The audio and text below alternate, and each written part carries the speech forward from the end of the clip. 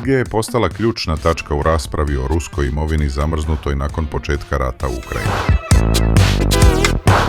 Razlog za to je činjenica da se u Belgiji nalazi Euroclear, jedna od najvećih svjetskih institucija za financijski kliring.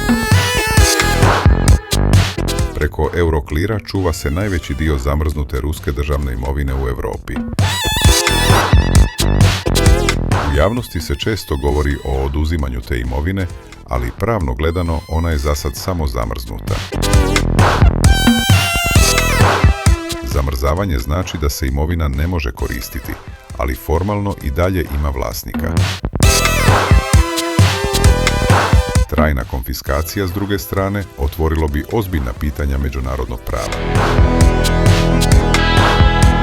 Posebno je osjetljivo pitanje imuniteta centralnih banaka i državne imovine. Belgija se u tom procesu nalazi u delikatnoj poziciji, jer je domaćin institucije koja čuva tu imovinu.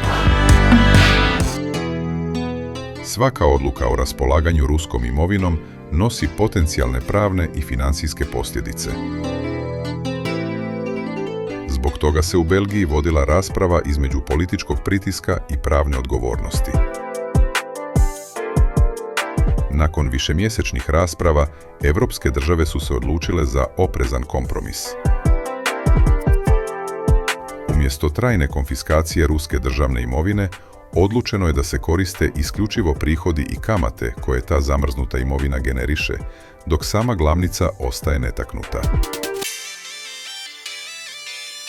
Ovakav pristup smatra se pravno sigurnijim, jer izbjegava presedan direktnog oduzimanja državne imovine, ali istovremeno omogućava financijsku podršku Ukrajini.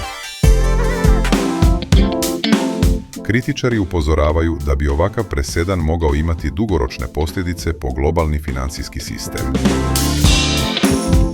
Pristalice tvrde da se radi o izuzetnoj situaciji koja zahtijeva izuzetne mjere. Evropljani su pokušali da balansiraju između političkog pritiska i očuvanja međunarodnog pravnog poretka.